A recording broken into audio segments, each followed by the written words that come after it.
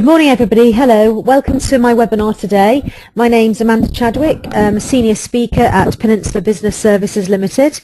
You can see our company on the left, right next to my photograph of excuse me, our head office in Manchester. We're a family-run firm, and we help and integrate ourselves within 28,000 nearly 28,000 companies throughout the UK, helping them with health and safety, employment law, employee assistance program, and also excuse me, ways of motivating, incentivizing and managing their staff as well. So that's our business.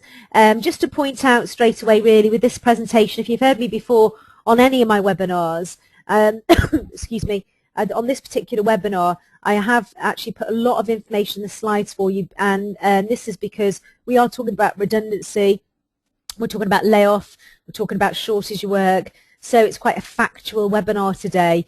So I've put lots of information into the slides for you. Also to say the presentation is copywritten. It is available today, the presentation, the recording of it on YouTube later on today. And that's really it. So let's start with the presentation then. So redundancy, I'm giving you an overview to begin with. And redundancy is classed as a dismissal in law, even though there is generally no fault to be apportioned to either employer or employee. Therefore, any employer making redundancies must follow a fair procedure if they are to abide by the law. Depending on the number of employees being made redundant, there are different rules that must be adhered to in order to ensure that a tribunal would find that a fair redundancy process had been carried out. Where only a certain number of redundancies are required, it follows that a selection process must be entered into to determine who out of the current workforce is going to be made redundant and who will remain in employment. This is often where employers fall down because their selection criteria are too subjective, or they have an overriding predetermined objective which renders the selection process futile. Certain types of redundancies require minimum consultation periods, which means that the employer must inform his employees of any proposed action and consult with them a minimum, of any proposed action and must consult with them a minimum time period. And the duration of this minimum period will vary dependent on the number of redundancies being made. Many employers view this period as simply going through the motions to tick the boxes of a fair procedure. And if you're doing that, that's where you are going to make mistakes, you see. So, however, the consultation period is meant to be the forum through which employees themselves can get involved in suggesting measures that might avoid redundancy if adopted, and may be able to avoid the redundancies altogether. And I'm going to talk about some of those reasons in a minute, and I hope that you do find it interesting, because quite often what we do with our clients is I like to get involved right at the very, very beginning, before actually any redundancies are made. So we might look at increasing what you charge, for example. And I was with a company last week, and they were talking about some areas of their company not performing, and I could see great big holes within the company, and it was in the sales force. They were all underperforming. There was a high sickness level, and neither the high sickness level or the underperformance was being managed, and yet also they had a huge department that they didn't need, where they had 8 staff in another department, really, which were oversubscribed. So there was lots of things that I thought about that they really could have cut down on and made improvements in other areas like sickness, etc. So what I say to any clients listening to me today, before you even think about making redundancies, please give us a call, because we might have the answer for you before you might start making redundancies. And it might be like increasing your costs. It might be looking for the contracts, advertising, recruiting, reducing sicknesses. But we've got to remember there are various reasons why, as an employer, you may need to make some of all or your employees redundant. These can include your business ceasing to operate, relocating, or, for example, introducing a new technology which may replace the need for certain employees to carry out certain work. The key really is to follow a fair redundancy procedure with consultation and communication at the forefront at all times. A redundancy process, what you've got to remember, is a complex time for an employer to undertake, and really it's highly recommended that expert advice is sought to reduce the risk of making mistakes in this process. So just so you know, that's my overview on redundancy. So getting employees involved. Why do you get them involved? Well, if the redundancy are being proposed as a cost-cutting measure, no one is better placed to suggest ways of reducing the expenditure connected with certain job roles than the employees themselves. So the consultation period we spoke about really allows the employees to offer ideas on alternatives to redundancy. Employers should also put their own ideas to their affected employees for a meaningful two-way discussion regarding taking the company forward in light of the pressures it currently faces. And you'd be surprised how many brilliant ideas come out of it and how many ways that you could save money. Quite often things are staring you at in the face and you can't see, if you like, for looking. You know, that phrase where you can't see the wood for the trees. You know, that phrase that we use. It's absolutely true in businesses. I can walk into a business and I can quite often tell you where you can save money, what areas are making mistakes, and it always takes a fresh face to come in to say that to you. And if you're making redundancies and you're thinking about it, or you're under pressure at the moment because you're not hitting, you know, your company objectives, then you need to look at other areas. And also things like sickness, as I said, but tying sickness into the core hours to say you don't get overtime, or stopping overtime altogether, or stopping actually using subcontractors. So let's have a look. There are many potential reasons that an employer could take to ease the financial burden in a way that may avoid redundancies. Some are more obvious than others, but all may be capable of making considerable cost savings. Imposing a freeze on recruitment can either mean stopping the annual recruitment drive or simply not filling roles caused by natural wastage when employees leave. This would place a focus on retraining current employees to fill those roles. And if you've ever heard my previous webinars when I'm teaching people about incentives, motivation, and keeping people committed to your company, remember I said about giving them additional learning, so maybe learning somebody else's task in another department. This could work if you are thinking about redundancy. So if you are using your own employees that you've already got recruited, it could be significantly cheaper than continuing to pay a higher salary to an external replacement. Maintaining the same number of employees but on reduced hours means that valuable skills are retained but the overall wage bill is reduced. To achieve this, employers could propose a shorter working week, for example, 4 days instead of the usual 5, and this would involve a change to the employee's terms and conditions and therefore should only be done with their agreement. A unilateral imposition of a reduction in hours is likely to be risky. Alternatively, if provision is made in the employee's contracts of employment, they could be placed on layoff or short-time working, which we're talking about later on. This is not an official change to terms and conditions, but does allow an employer to place employees temporarily on reduced hours or no hours with pay reduced accordingly. This is, however, only intended, and I repeat this, only intended as a short-term measure, so should not be used as permanent resolution without a specific amendment to terms and conditions. Similarly, offering flexible working may achieve the same result. For example, job share and part-time working, condensed hours, term time working. Overtime is another area to look at. Look at stopping, reducing or altering what is paid if you pay in advance rates. That's just an overview on redundancy. So there are various reasons why, as an employer, you may need to make some or all of your employees redundant. So this is just some of the reasons. These are genuine reasons. Business ceasing to operate, relocation, introducing technology, which may replace the need for certain work. So here already, I'm looking at policies in the handbook that are useful for helping you with these situations like relocation, is mobility, a mobility policy.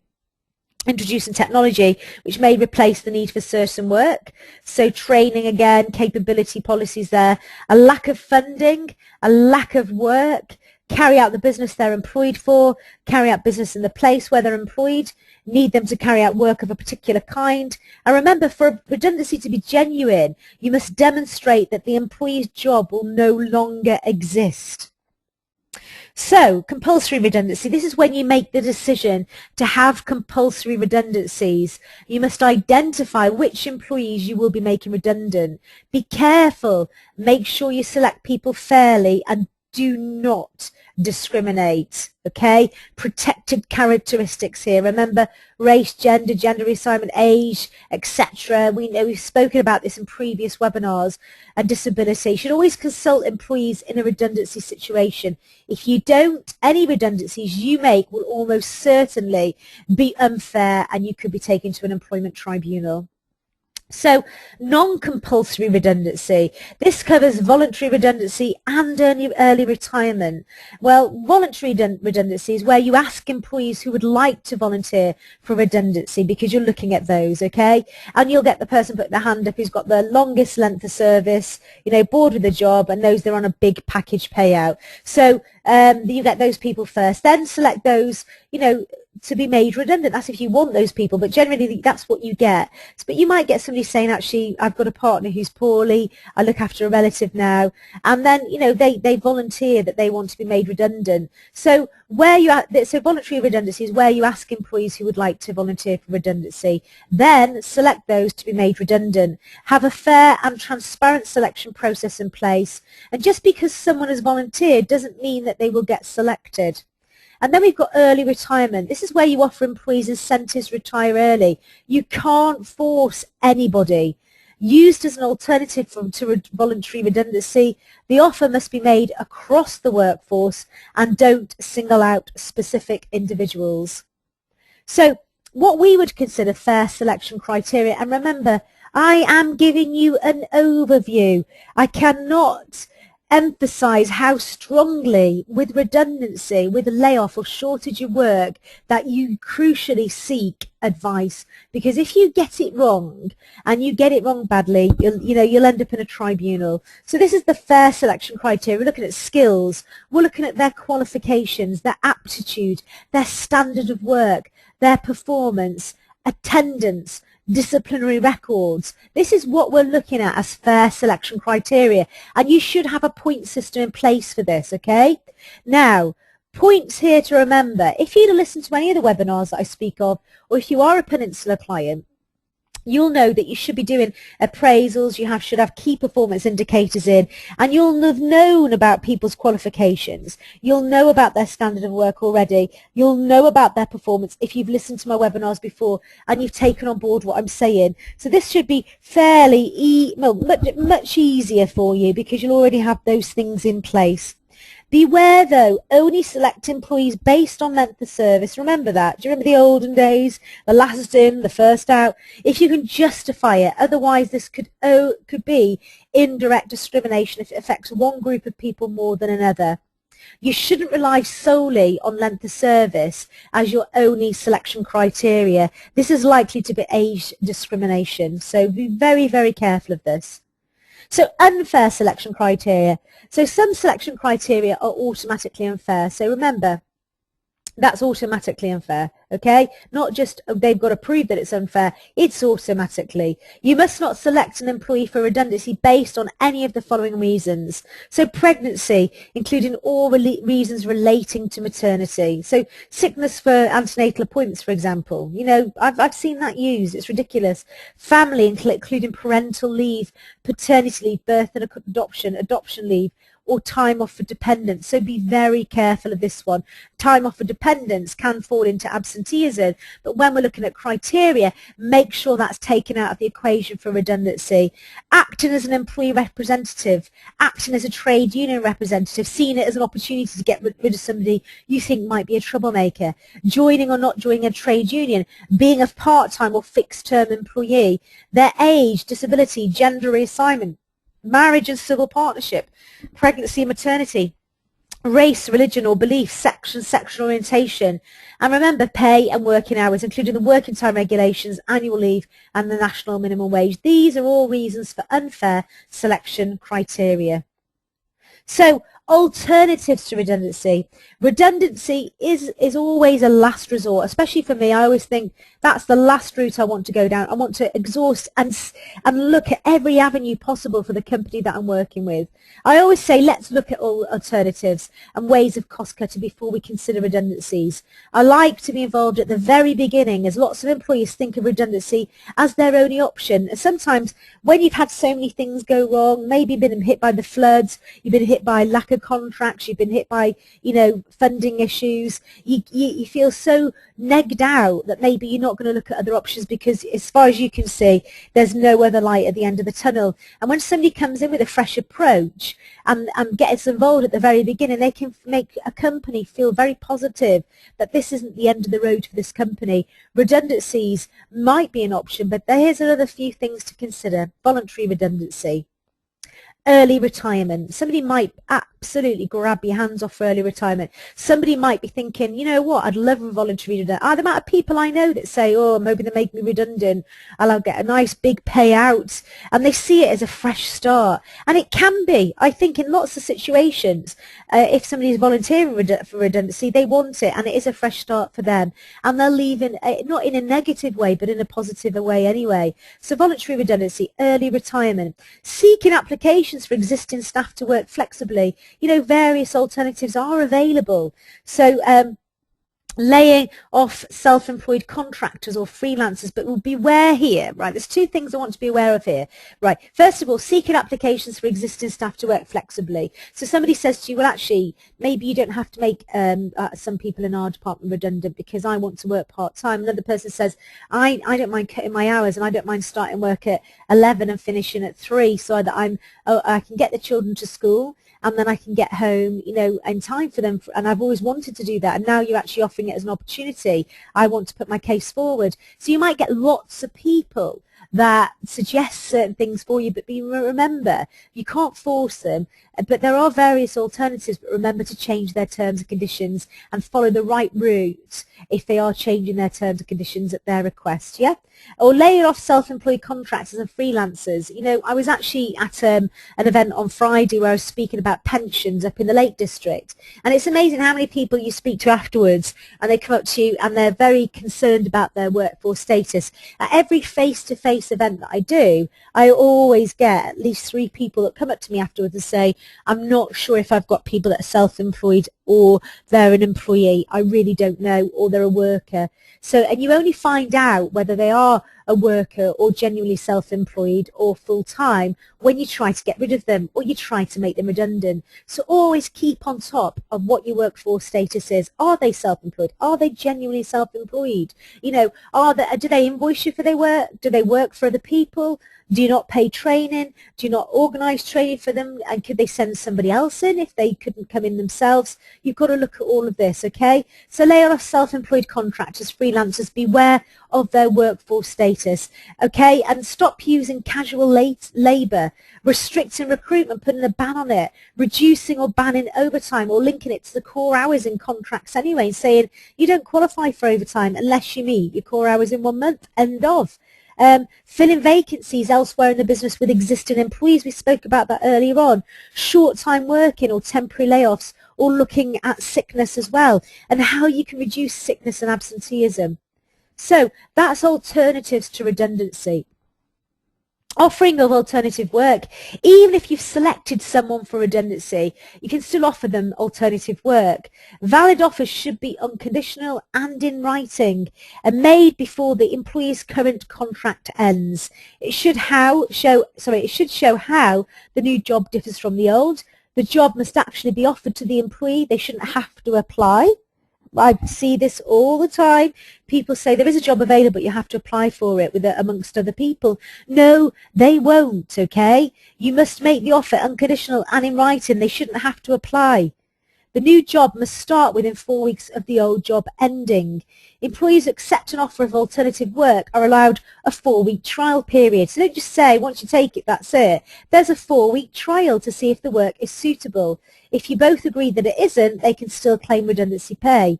The trial period can be no longer than the 4 weeks if you agree this in writing. If you think the job is suitable but the employee refuses to take it, they might lose any redundancy pay entitlement, but be very careful of that. So, redundancy consultations. Look, if you don't consult employees in a redundancy situation, any redundancies you make will almost certainly be unfair. Follow collective consultation rules if you're making 20 or more employees redundant within any 90-day period at a single establishment. There are no set rules to follow if there are fewer than 20 redundancies planned. Good practice to fully consult employees and their representatives. That's trade union officials, it might be the employee spokesman, it might be that type of thing. So, make sure that you fully consult the employees and make sure that you speak to their representatives and keep them involved as well. Okay, employee tribunals could decide that they've dismissed your staff. You've dismissed your staff unfairly if you don't. Okay, consultation doesn't have to end in agreement. Remember that. And also, consultation should be carried out with a view to reaching an agreement. That's the be-all and end-all of it. Include ways of avoiding or reducing the redundancies as well. Okay, so just a point here. There's a couple of things I'm bubbling in my head to mention, because I'm thinking as I'm talking to you, lots of tribunals are coming up into my head. And one thing I would like to remind you is there's a point system with redundancy, but there's also a point system with recruitment. And a lot of employers and even HR experts get confused. You're making me redundant. I asked to see the points that you've held on other people, and you say no because you're not allowed to. It's data protection. You're getting confused. That's with recruitment, you can't show it, but with redundancy you can. Okay, so before consultation starts, this is just something to let you know, is notify the Insolvency Service Redundancy Payment Service, okay? That's RPS, by filling out form HR1. Instructions on where to send it are on the form. You must send in the notification form at the start of the consultation period, because if you don't, you'll get a criminal record and can be fined up to £5,000. Consult with trade union representatives or elected employee representatives, or with staff directly if there are none. Provide information to representatives or staff about the planned redundancies, giving representatives or staff enough time to consider them. Respond to any requests for further information, and give any affected staff termination notices showing the agreed leaving date. So here, okay, we've got the government has recently made drastic changes to the consultation process employees have to follow. So timescales have changed now as well, brought into to prove the quality of consultation, and also to allow employees flexibility to our changing market conditions and restructure effectively. No dismissal can take effect before this consultation period is finished. There's no time limit or how long a consultation should last, but consultations must start in good time. You can issue redundancy notices as soon as a consultation is complete, but there are minimum periods before they can take effect. And I put them there. 20 to 99, 30 days before the first redundancy, and 100 or more, 45 days before the first redundancy. So, information to provide. Information you must provide to representatives or staff. So this is some great tips for you here. We've got written details of the reasons for redundancies. So highlighting why you're making these redundancies. You might want to reassure them that you have gone through, if you have gone through every process possible as well. And the reasons for redundancies, the number and categories of employees involved, the number of employees in each category, how you plan to select employees for redundancy, how you'll carry out redundancies, and how you'll work out redundancy payments. Now remember, we're going to talk about shortage work later on, and we'll talk about that and layoff in a bit. So giving the staff the notice, you must give staff notice. You must agree a leaving date once you finish the redundancy consultations. Give staff at least the statutory notice period based on how long they have worked. You can allow staff to leave earlier than the planned leaving date, example without notice, by offering payment in lieu of notice. People tend to do that if they just get staff just there. It's very negative for them, it's disheartening, and you might want them to leave earlier. You must give staff notice pay based on their pay rate and the notice period, or make a payment in lieu of notice. If you have included a payment in lieu of notice clause in the employment contract, you can end your staff's employment with no notice. This lets you make a payment to cover the notice period they'd normally have had to work. These payments must have tax and national insurance deducted. When you make payments in lieu of notice, you will still have to pay the staff the basic pay they would have got during the notice period, including, remember, gosh, for now, any pensions, private healthcare insurance, or other contributions. Excuse me, I'm just going to cough. So remember the Pension Act here, and remember the provisions in the Pension Act and what you've got written down as well. So we've got the notice periods here, 1 month to 2 years, at least a week, 2 years to 12 years, a week's notice for every year employed, 12 or more years, 12 weeks. You can see with this presentation today there are a lot of facts. I'd like to point out the date today as well. Remember today's date, because if you're listening to this and it's like, you know, you listen to this in February 2015, just a point really, it could be out of date, okay? So we're now looking at the 17th February, we're on the Monday the 17th of February 2014. Remember this with this presentation for these calculations here. So, redundancy payments. Employees you make redundant might be entitled to redundancy pay. This is called a statutory redundancy payment. To be eligible, an individual must be an employee working under a contract of employment, have at least 2 years continuous service, have been dismissed, laid off or put on short-time working, and those who opted for early retirement don't qualify. You must make the payment when you dismiss the employee or soon after. Don't withhold it. A redundant employee also has the right to a written statement setting out the amount of any redundancy payment and how you worked it out. So, redundancy payments, statutory redundancy pay rates, these are based on an employee's age and length of employment, are counted back from the date of dismissal. Employees get 1.5 weeks pay for each year of employment after their 41st birthday, a week's pay for each year of employment after their 22nd birthday, half a week's pay for each year of employment up to their 22nd birthday, and length of service is capped at 20 years and weekly pay is capped at £450. The maximum amount of statutory redundancy pay is £13,500, but you can give your staff extra redundancy pay if you want to, or have a qualifying period of less than 2 years. Beware though, check your contracts before you make any payments, and make sure that you know, if you are our clients, that you get us to help you calculate it, okay? Don't struggle on your own. That is what you're paying us for. So now we come to layoffs and short-time working. And, you know, you've got to get this right because it's not loved by the tribunals. There are times when, due to a shortage of work, the employer may need to introduce layoffs or short-time working. These can be more attractive options than carrying out redundancies, where the shortage of work is only temporary. However, the employer must first check that they have a clause in the contract of employment which allows them to impose layoffs or short-time working. Otherwise, he or she does not have recourse to such an option. So remember, excuse me, you can lay off as an employee. Ask them to stay at home or take unpaid leave when you temporarily can't give them paid work, as long as the employment contract allows this. So, short-time working is when an employee has no paid hours for a number of working days in a week. This is because, one, they're working a reduced number of paid hours, their pay is less than a half week's pay, agreements should be in the employee's contracts, or a national agreement for the industry, or a collective agreement between you and a recognised trade union. Remember, national and collective agreements can only be enforced if they're in the employee's contract. And remember, we'd use layoffs and short-time working for situations like this, what we've got now in businesses. You know, with the floods, where there's a temporary shortage of work because we haven't got any work money coming in, and we lay or shorten somebody's hours. It might be a fire, it might be volcanic ash, it might be the snow, it might be a petrol strike, it might be riots, it might be lack of funding or genuine credit crunch. We never know what's around the corner in employment law. So statutory guarantee pay, you need to keep up to date with this because this does change all the time, okay?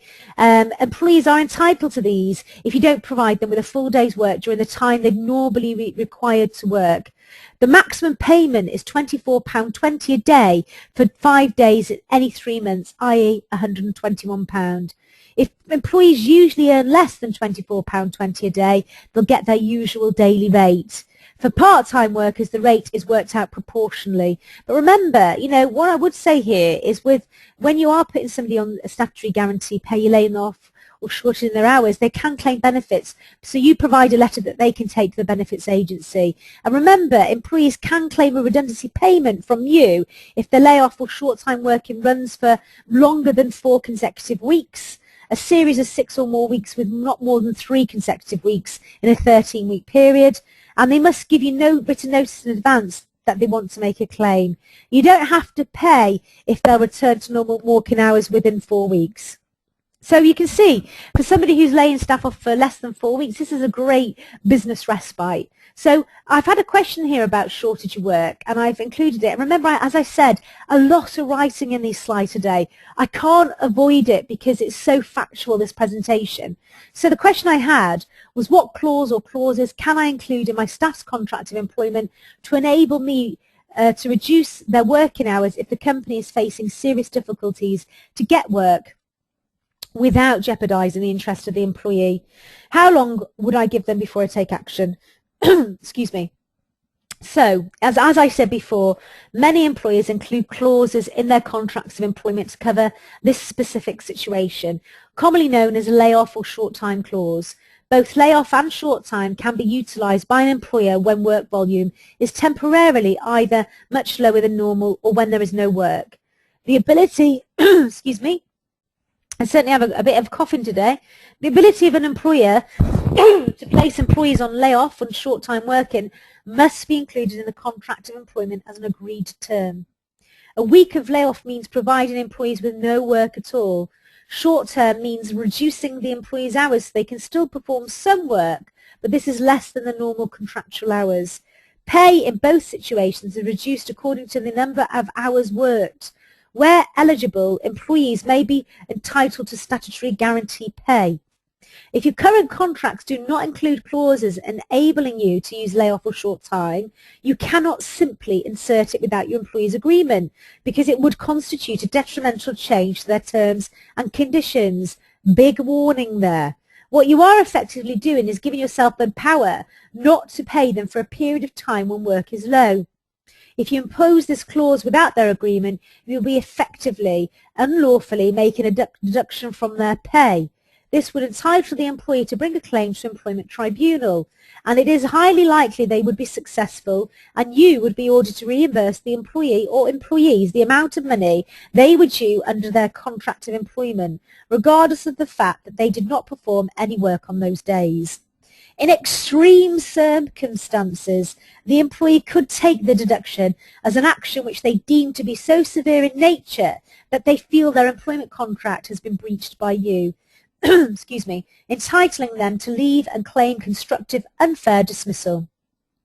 Whilst placing your employees on short-time working or unpaid layoff is not an ideal situation for them, if you explain to them it may well appear to be the best option if the only other alternative is to face being made redundant. This would be especially pertinent if the employee had less than 2 years continuous service with your organisation, which would mean he would not be entitled to receive any amount of statutory redundancy pay from you. I think if you speak to your staff anyway, if you are like the floods now, excuse me, some of our clients are using the layoff procedure as an action for within their business. It's in their contract. They can use it. They're informing the employees and reassuring them and saying, look, it's only for short term because we don't want the business to go down the pan. We're hoping it to get back up and running. We just know that we're affected by the floods at the moment. So you can see that some employees would go, right, we can wait, no problem, and they have a letter to take to the benefits agency, they get their statutory guarantee pay, and they can actually take time out to wait until the company is up and running, or even help the company get back on its feet. Consultation, going back to this, would therefore be necessary to obtain employees' agreement to the new clause. This would likely not be an easy process, considering that currently, without this clause, your employees are entitled to full pay in times of no work. Where the clause is included, there is no necessity to give it a period of notice before placing employees on layoff or short time, Although in the interest of good employee relations, you should keep employees up to date with issues which may lead to layoff or short time. In some cases, you will not be able to give any notice, example, when a client suddenly removes an order. And you know it's out of your hands. So you can see how the shortage of work and layoff procedure is a benefit and business respite for business owners and HR. You know, when a client suddenly removes an order, you've got no notice, you've got no money coming in, a shortage of work or layoff would be ideal until you actually had that work coming in again. Now, I do think that it's an amazing tool to have in your handbooks, and you know you might want to use it if there are situations such as lack of contracts, floods, fire, etc. So it is something I do recommend in any client's contract that I would write.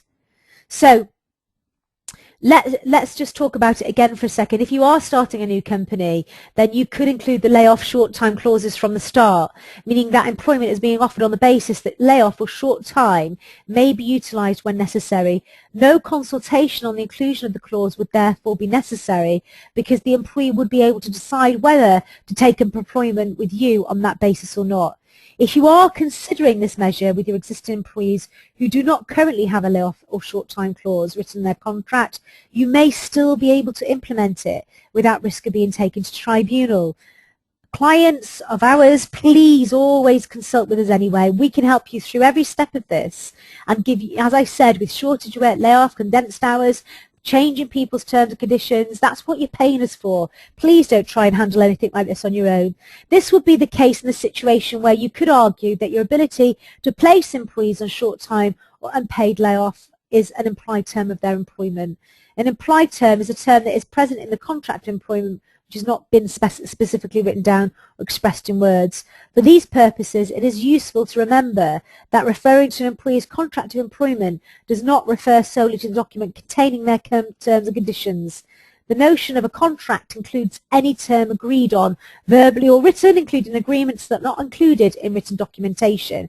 It also includes implied terms that are generally taken to be terms that are so obvious that they do not need specific attention drawing to them.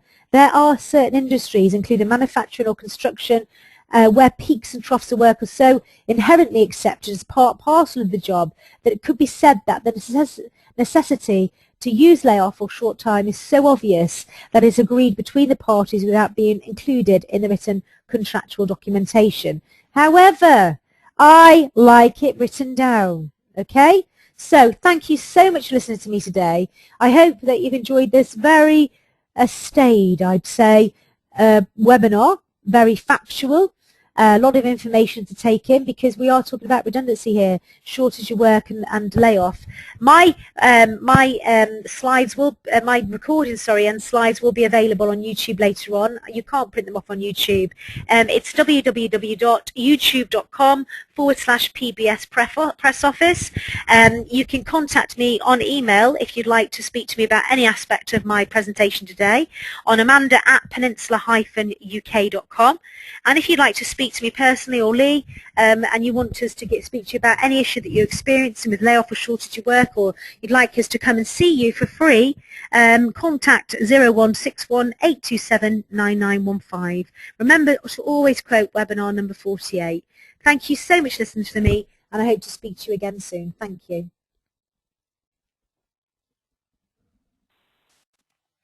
Welcome to GoToWebinar, Webinars Made Easy.